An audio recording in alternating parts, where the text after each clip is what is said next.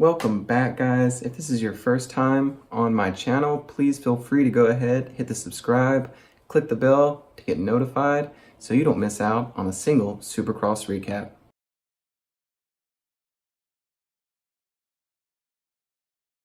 What's going on, Supercross fans? Welcome back to the channel. In this week's episode of Supercross Recap, we're going to go over round 2, Glendale, an exciting race. Stay tuned.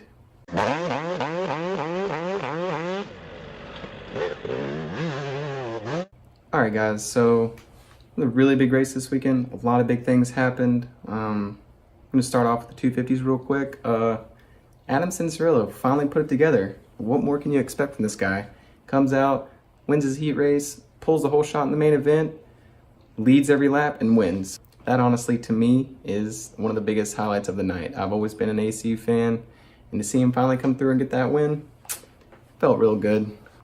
So your overall results for the night was Adam Cianciarulo first, Colt Nichols second, Shane McElrath third, RJ Hampshire was fourth, Jimmy D finished in fifth, and sixth place, Dylan Ferrandis. It was a bummer for him. Who knows where he would have finished if he wouldn't have just high-sided out of that turn like that. I don't know what happened to him there.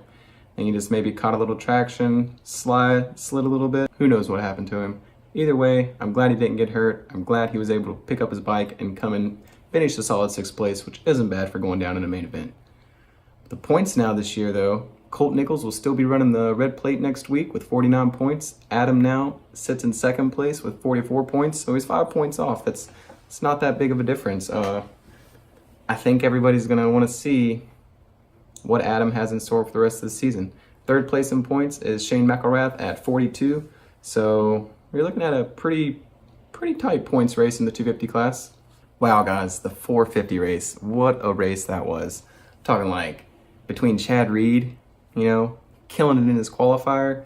Justin Brayton got a win in his qualifier. That's awesome. Eli Tomac had to go to the LCQ. Come on. Eli Tomac doesn't go to the LCQ. Well, he did back in 2016, 2015. Either way, do you guys remember that old, there used to be an award that Jeremy McGrath did with like DC to where if you won the LCQ and then won the main event, you got like a check from DC for like 10 grand. It'd be pretty cool if that was still around, because I was thinking last night when Tomac won his qualifier, like, he could be one of these guys that would do it. Honestly, the 450 main event was a really good race. We saw a first-time winner in Blake Baggett. He's never won a Supercross race before. I think it's well-deserved, too. He's been putting in the work for a few years now, working towards that goal. Honestly, the biggest thing of the night that was really upsetting was watching Malcolm Stewart crash. I know he was definitely on it. He was coming through the pack. I honestly thought he was going for the win, just like he was in his heat race. Like, truly expected Malcolm to come through like that. A lot of people are saying that his chain broke. I don't think his chain broke what caused him to crash. I think he missed a whoop, went over the bars. Then his chain broke as a result of the inertia of the bike or whatever physics took over. Comment below. Let me know if you think he crashed because of the chain or he just missed a whoop.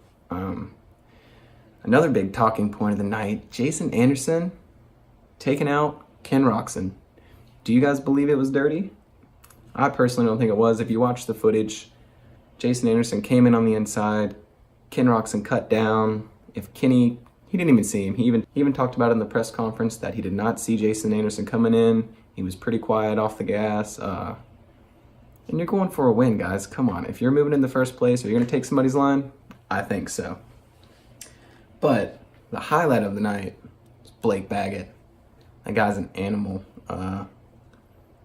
Imagine how nervous you would be winning your first Supercross race like that. Like, I don't know. Like he said in the press conference, it was just a blur. He kind of like blacked out the last couple laps of the race. I could imagine that would be it's pretty crazy to win your first race like that. Also, guys, can't forget about the change in the points now. Heading in the next weekend, Ken Roczen is going to be going in with the red plate now with 44 points. 1 point behind him, Justin Barcia with 43. Eli Tomac is now third in points, sitting at 40. And Blake Baggett moves up to fourth with his win, putting him at 37. This is even more of a competitive points race than the 250s right now. Like, Colt Nichols has a pretty good lead on them, and Ken Roczen's up by 1 point in the 450s. So let me know what you guys think that Honda's going to look like with that red plate. I bet it's gonna look good. But I'm excited for round 3. We're going back to Anaheim for A2. And stay tuned. Feel free to let me know what you guys think. If you want to, hit the subscribe button. We had a very crazy race, and I can't wait for round 3, Anaheim 2. Catch you there with the review. As always, guys, keep it on 2 wheels. Thanks for watching.